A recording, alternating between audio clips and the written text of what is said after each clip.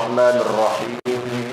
Assalamualaikum warahmatullahi wabarakatuh.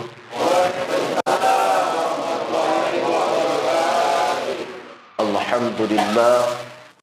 Alhamdulillahi rabbil alamin. Wassalatu wassalam ala sayyidina Muhammadin wa ala alihi wa ashabihi wa man tabi'ahum bi ihsan ila yaumiddin. Faqad qala Allah ta'ala fi kitabihil karim wa huwa asdaqul qa'ilin.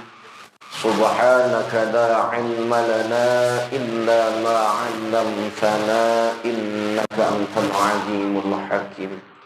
Shadaqallahul azim wa balagha rasulul nabiyul habibul karim wa nahnu ala dhalika minasyahidin wasyakirin walhamdulillahi rabbil alamin.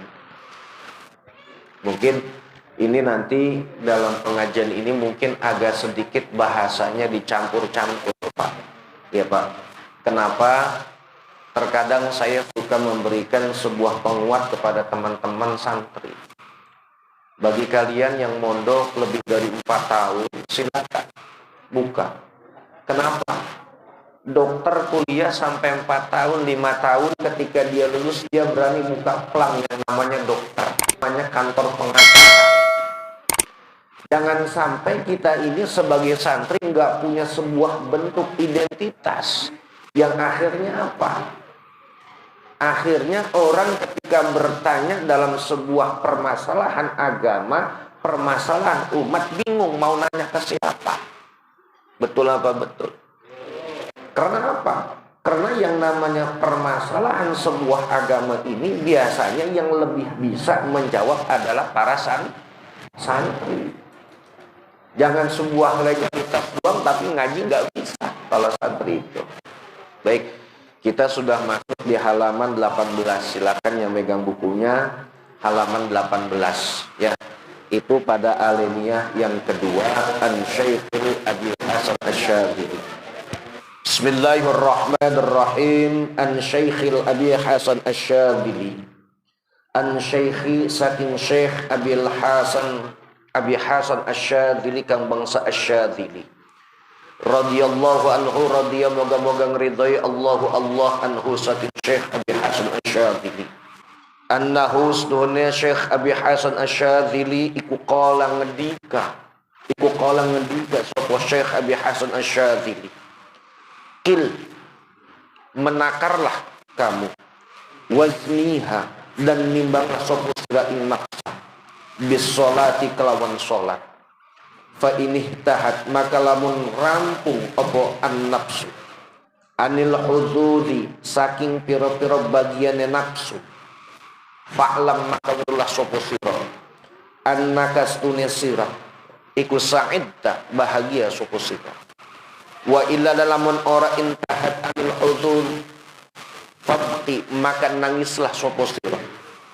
Fabqi maka nangislah sapa sira ala nafsika ing atase dheweke sira.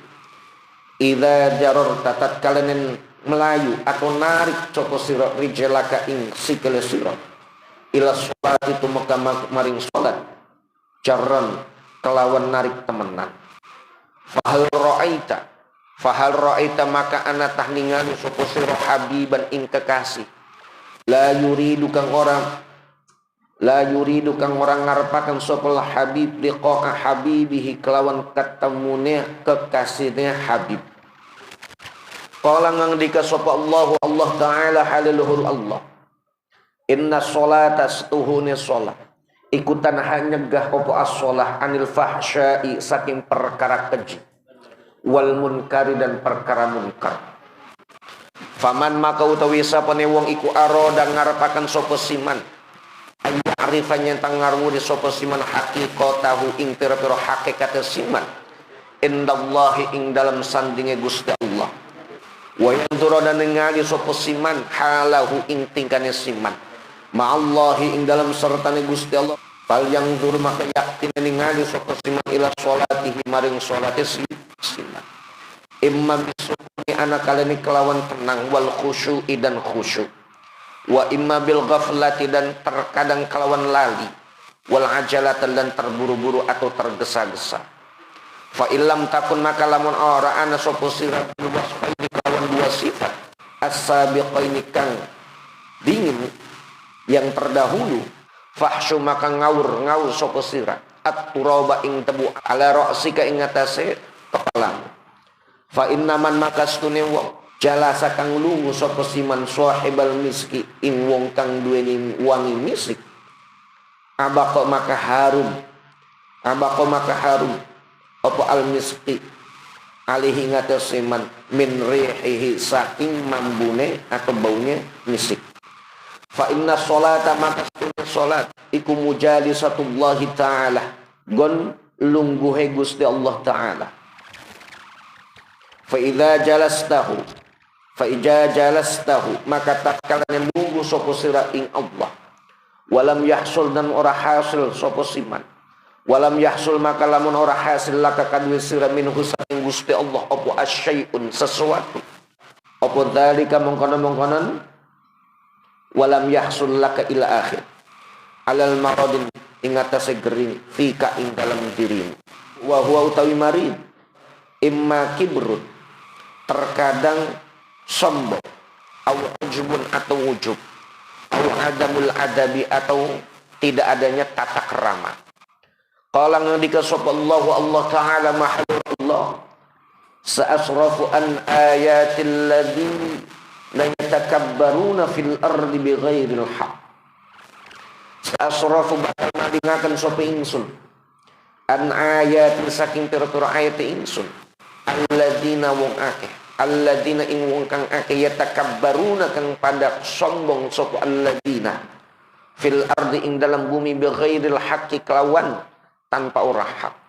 Fala yang bagi maka ora siyogja liman kadiwo sholat kang sholat sapa siman ayyusra nyenta terburu-buru atau tergesa-gesa sapa siman al khuruja ing keluar bal yadhkuru balik zikir sapa siman Allah taala Gusti Allah taala halaluhur Gusti Allah wa astaghfiruhu dan amri istighfar menjaluk ampura sapa siman ing Allah min taqsirin saking pira-pira kekurangan fiha ing dalam sholat. Farubba sholatin maka terkadang atau pirang-pirang wong kang sholat iku la tasluhu maka ora patut apa as-sholah lil qubuli maring diterima. Fa in astaghfarta maka lamun jaluk ampura sapa sira Allah ing Allah ba'daha ing dalam sawise sholat kubilta maka diterima sapa sira. Kana ana sapa an-nabiyyu sallallahu alaihi wasallam kanjeng Nabi sallallahu alaihi wasallam idza salat tatkalane atau ketika salat sapa kanjeng Nabi istighfar amrih jaluk ampura sapa kanjeng Nabi Allah ing Allah salasa marratin ing 3 kali. Para bapak jamaah yang insyaallah dimuliakan oleh Allah Subhanahu wa taala.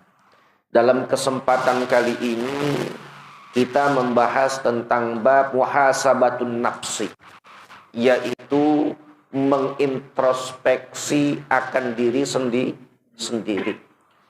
Sesungguhnya bahasa muhasabah ini itu hampir sama atau hampir mirip dengan istilah bahasa Indonesia, yaitu introspeksi diri. Karena apa? Yang namanya mengintrospeksi diri yaitu bagaimana melengkapi segala bentuk kekurangan-kekurangan yang ada pada diri kita. Kalau kita nanti sudah dihisab atau sudah dimuhasabah oleh Allah Subhanahu wa taala, bukan hanya kita bisa melakukan sebuah perbaikan, tetapi yang ada adalah sebuah bentuk pertanggungjawaban dari Allah Subhanahu wa taala. Menurut Syekh Abi Hasan Asy-Syadzili, sebuah takaran orang ini menjadi orang yang baik adalah ketika kita mengintrospeksi diri kita dengan apa? Yaitu dengan sholat. Jadi kalau kita pada intinya atau pada hakikatnya niatnya menjadi orang yang baik di hadapan Allah dan di hadapan manusia, maka takaran yang akan pertama kali dilihat adalah tentang ibadah sholat. Karena nanti pun amalia pada hari kiamat pun yang akan dihisab pertama kali bukan berkaitan tentang haji kita, bukan. Yang dihisab bukanlah masalah harta kita, bukan. Tetapi awwalu ma yuhasabu yaumal qiyamah as-shalah. Kalau kita selama ini sholatnya masih termasuk orang yang lalai, paham? Orang yang lalai ini bukan hanya sekedar dia tidak melaksanakan sholat, tetapi tidak sesuai dengan waktu melaksanakan sholat. Contoh, misalnya orang yang sholat asar misalnya jam berapa? Jam setengah 4. Tapi kita kan terkadang ngulur-ngulur, Pak. Setengah 6, masih ada waktu. Nah, ini termasuk orang yang lalai. Tuh. Nah, ketika kita sudah sering melalaikan dalam sholat, fabqi, maka sering-seringlah nangis diri kita. Kita, kalau kehilangan harta benda dengan meninggalkan sholat, sedihan mana, Pak? Pak, saya tanya. Kita punya motor kemalingan, Pak. Kita nggak sholat duhur, bela-belain laporan ke polsek. Sedihan mana, Pak? Saya tanya. Kalau kita sudah memiliki sifat karakter seperti itu, maka menangislah diri kita. Karena apa? Sebuah bentuk kewajiban yang sudah Allah tetapkan pada diri kita, secara tidak langsung sudah kita langgar. Paham? Tuh. Ketika kaki kita ini melangkah untuk melaksanakan sholat, pada hakikatnya kita ini menghadap kepada Allah. Orang yang cinta kepada Allah. Karena apa? Orang yang cinta kepada Allah, tidak mungkin dia tidak mau berjumpa dengan Allah. Tidak mungkin dia mau berkomunikasi dengan Allah. Kalau kita ditanya cinta kepada Allah, cinta. Salah satu bukti cintanya kita kepada Allah adalah dalam ibadah sholat, Pak. Tuh. Karena tidak mungkin seorang kekasih ini tidak akan mau berjumpa dengan kekasihnya. Sholat ini adalah sebuah bentuk perjumpaan diri kita sebagai seorang kekasih kepada orang yang kita cintai. Tuh. Kalau anak muda kan beda, Pak. Kalau ketemu pacar tegere-gere, Pak. Hujan diembat aja, Pak, pokoknya. Kadang lihat waktu. Kalau anak muda sholat ntar dia belakangan. Yang penting nyampe dulu. Apalagi kalau urusan masalah bisnis, Pak. Urusan bisnis. Allahu Akbar, Allahu Akbar. Tangguh kita belum kelar ini. Betul. Tuh. Udah mau akhir, bentar lagi tanggung, ini tinggal tanda tangan doang. Betul. Padahal yang kita urusin tempat ibadah, Pak. Tetapi kita urusin tempat ibadah, kita sendiri ninggalin ibadah. Jangan sampai pada KM. Paham? Tuh. Ya, mudah-mudahan berkah ini musola.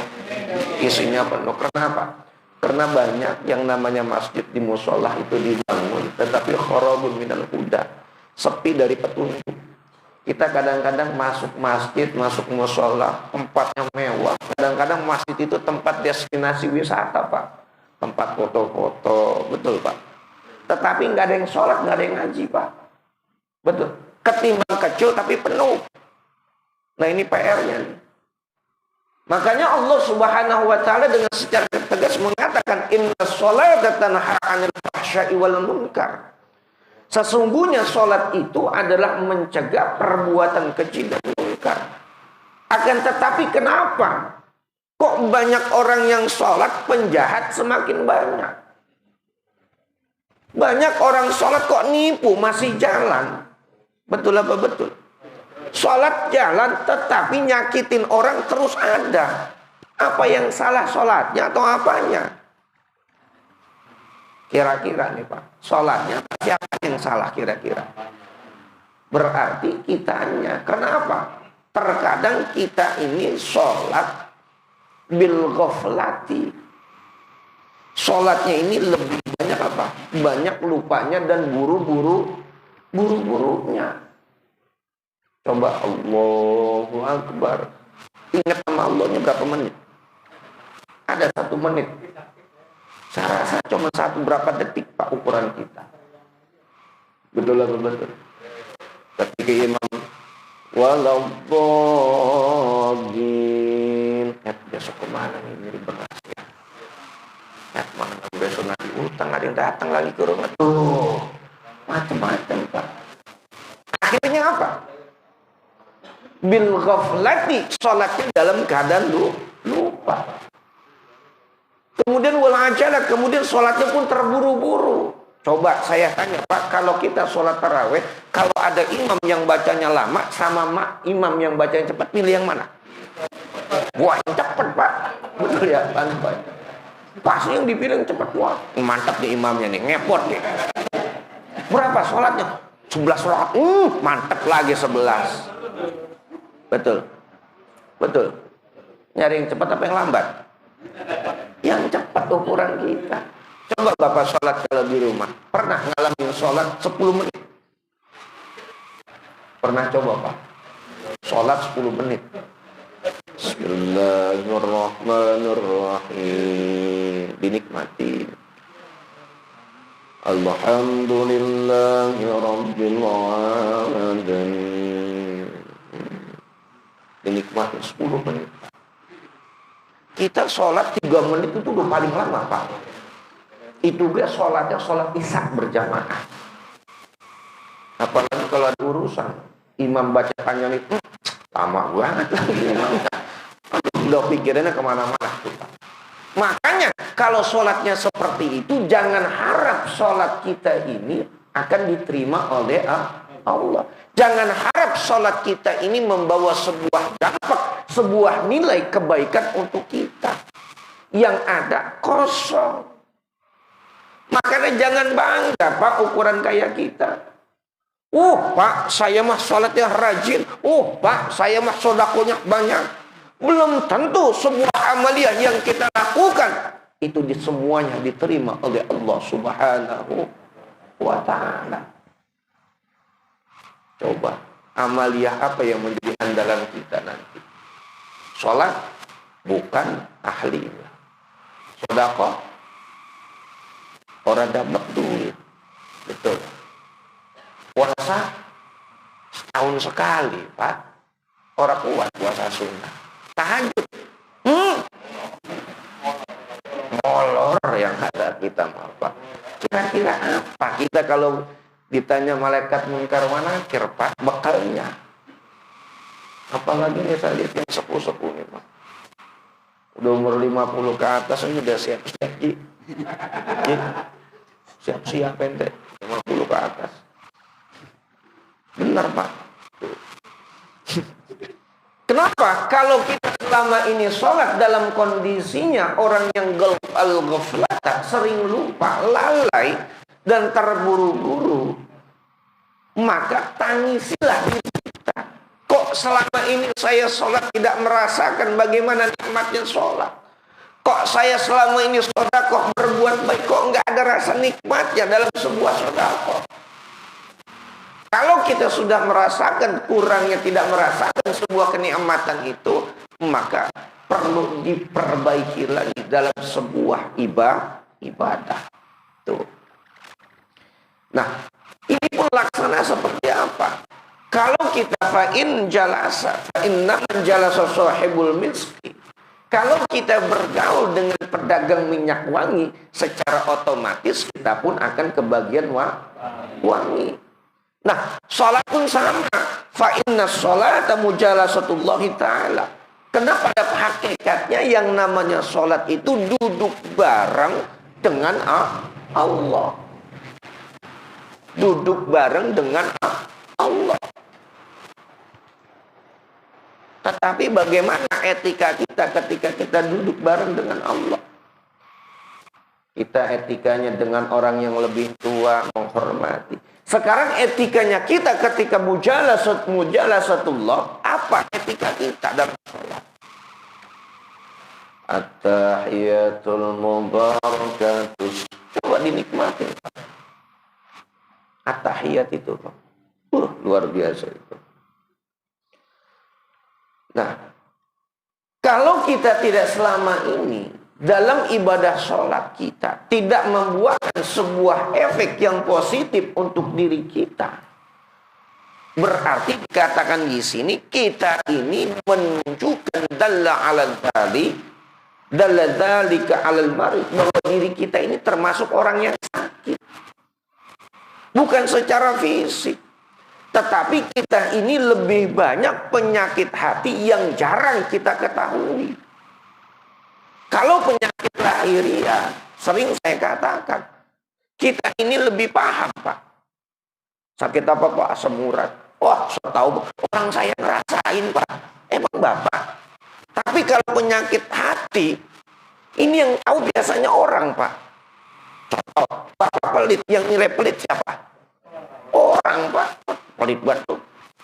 Kita ngerasa pelit gak? Gak pernah.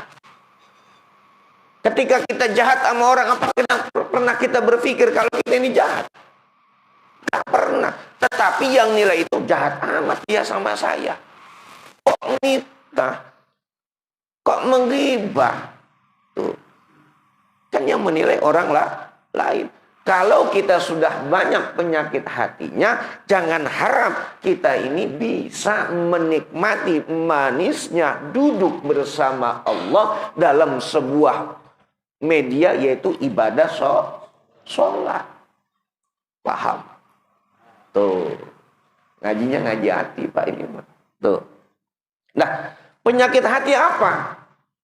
Al-kibrun wa ujbun wa adamul adab. Di sini dikatakan. Penyakit hati yang paling terbesar adalah sombong. Kalau bukan saya. Kalau nggak ada saya, kopi kagak ada di sini. Sombong itu, Pak. Betul. Pokoknya kalau nggak ada, udah begitu aja udah nilainya kibrun. Hati-hati penyakitnya. Lu kalau nggak ada gua pada nggak ngerokok lu tuh penyakit hati tanpa kita sadarin. Tuh Ustaz Yasir ya, begitu. Wa ujub. Kenapa si iblis itu ditendang dari surga? Kenapa sebuah penyakit sederhana, Pak? Jangan salah, Pak, ibadahnya kita dengan iblis. Bahkan iblis ini dapat sebuah sebutan dulunya malaikat Azazil, Pak. Azail, ya. Dia sekian ribu tahun, Pak, ibadah kepada Allah. Lah kita ibadah sujud ke jarang. Iya kan? Tetapi gara-gara sifat sombong yang akhirnya menjerumuskan iblis ini menjadi orang yang sesat. Akhirnya apa? Kalau penyakit sombong pada diri kita masih terjangkit, kita pasti akan bagaimana caranya menghalalkan sebuah bentuk cara demi sebuah apa? Keinginan hawa nafsu. Wa adamul adab, kemudian tidak adanya etika, tata kerama. Tata kerama ini kan luas mananya, Pak. Tata kerama dalam kita dengan sesama makhluk. Tata keramanya kita dalam sebuah ibadah. Coba kita sholat pakai baju yang terbaik, apa baju yang itu aja, Pak? Iya kan? Kita kalau kondangan aja pasti baju yang bagus, Pak, terlihatnya. Coba kalau sholat, koko yang udah 2 tahun masih itu baru dipakai. Betul kan? Koko udah 2 tahun orang ganti-ganti. Ya, kok ya? Kopiah dari tahun atu sampai pada merah tuh kopiah. Masih dianggar dipakai. Katanya ngetren, Pak, sekarang mah. Kelihatan udah lama. Ih, rendem di air ge merah kopiah mah.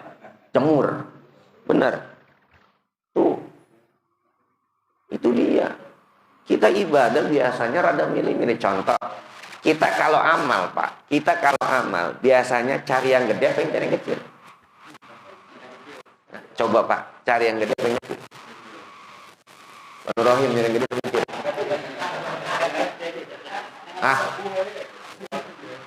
Kita kan pinter. Pak Handoko ya kadang-kadang kalau mau kotak buat masjid berapa doang? Wah, ini rada kasar, 50.000. Nah, rada-rada kecil nih, wah goceng nih. Kadang-kadang kita pinterin lagi kan, biar nggak ketahuan kita kutel-kutel, biar nggak kelihatan. Tuh. Itulah kita, ini mah saya Pak, saya, siapa? Siapa saya ini mah saya Pak. Bapak mah enggak pokoknya. Ya nggak jauh beda mas saya, betul Pak. Nah, kalau orang sudah terjangkit yang namanya penyakit hati, maka kata Allah Pak, "Sa'asrafu an ayatil ladzina yatakabbaruna fil ardi bighairil haqq." Maka jangan heran nanti ketika orang sudah tertanam sifat sombong, ujub, tidak ada tata krama, pasti orang ini akan semakin jauh daripada nilai-nilai agama. Ini apa? Karena Allah tidak suka. Dengan jelas apa? Alladzina yatakabbaruna fil ardi bighairil haqq. Allah akan singkirkan, Allah akan jauhkan dia daripada sebuah nilai-nilai kebenaran dari Allah. Ketika orang ngomong agama, ceramah mulu lu, ceramah mano di masjid, di musola, nggak sadar Pak, kita tidak mau menerima sebuah kebaikan. Betul apa betul? Tuh, itu dia Pak, hati-hati. Nah, para bapak jamaah yang insyaallah dimuliakan oleh Allah Subhanahu wa taala. Fala yanbaghi liman shalla ay yasra'al khuruj bal yadhkurullaha ta'ala wa yastaghfir min taqsirin fiha. Seyogianya bagi kita setelah melaksanakan ibadah sholat ini apa yang harus kita lakukan? Jangan terburu-buru keluar dari tempat ibadah. Assalamualaikum warahmatullah. Assalamualaikum warahmatullah.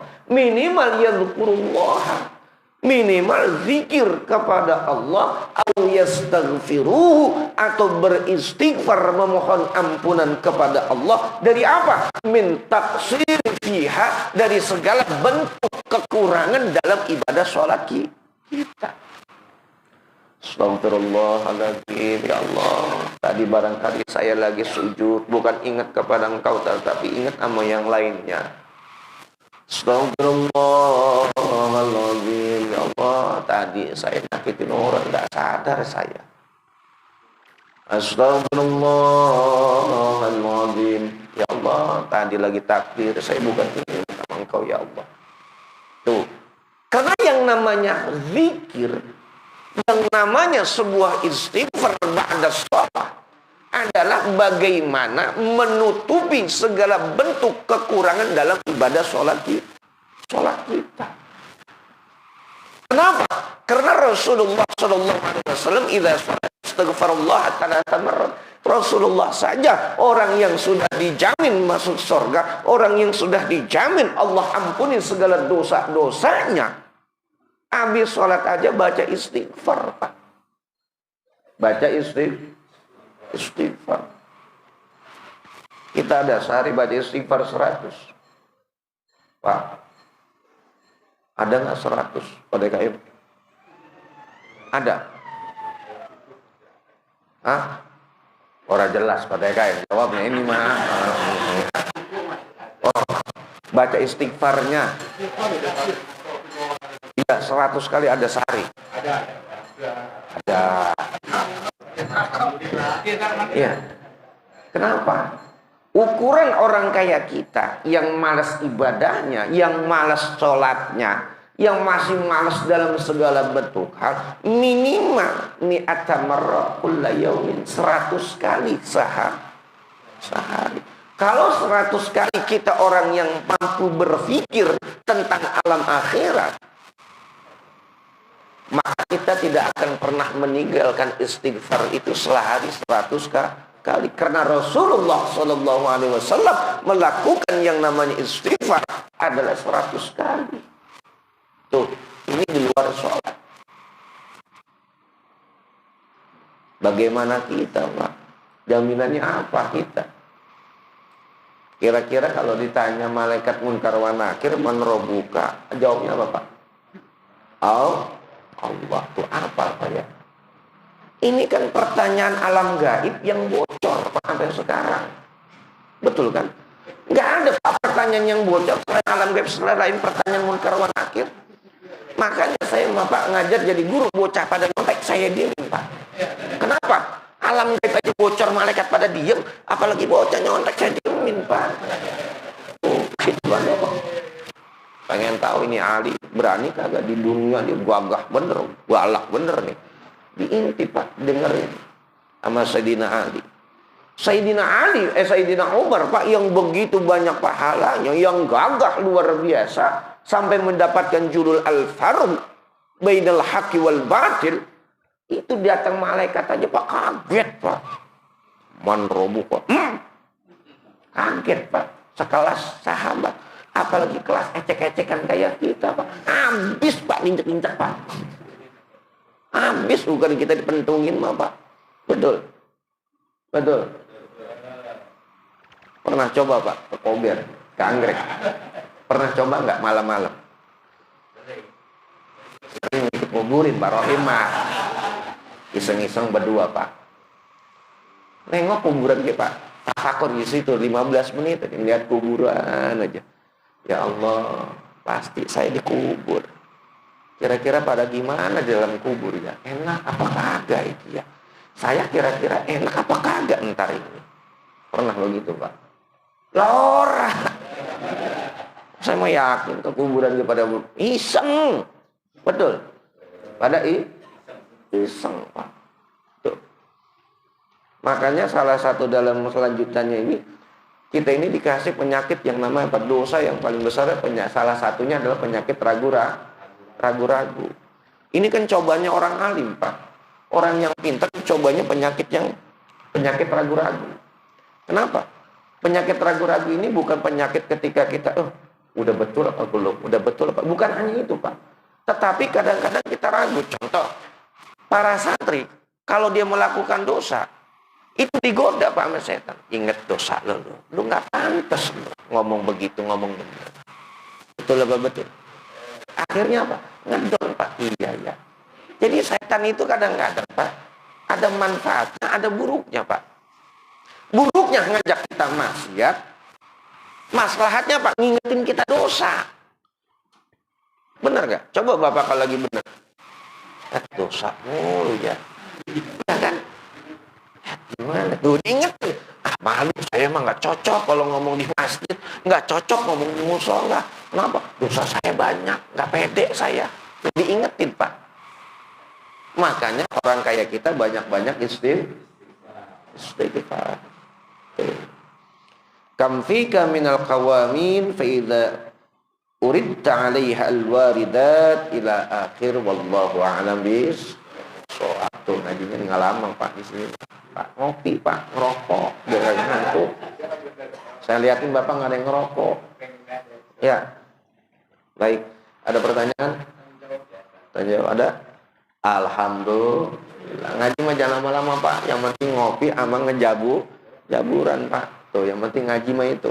Kalau ngaji kagak ngerokok, kagak ngopi, Pak, setan kayaknya berat banget, Pak. Tapi kalau orang ngaji sama rokok, Pak, setan kayak takut, Pak. Betul, Pak. Megang api dia. Tuh, kan?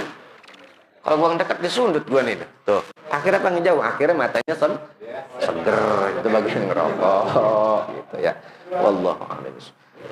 Saya akhiri, wabillahi taufiq wal hidayah, walakum minkum, wassalamu alaikum warahmatullahi wabarakatuh.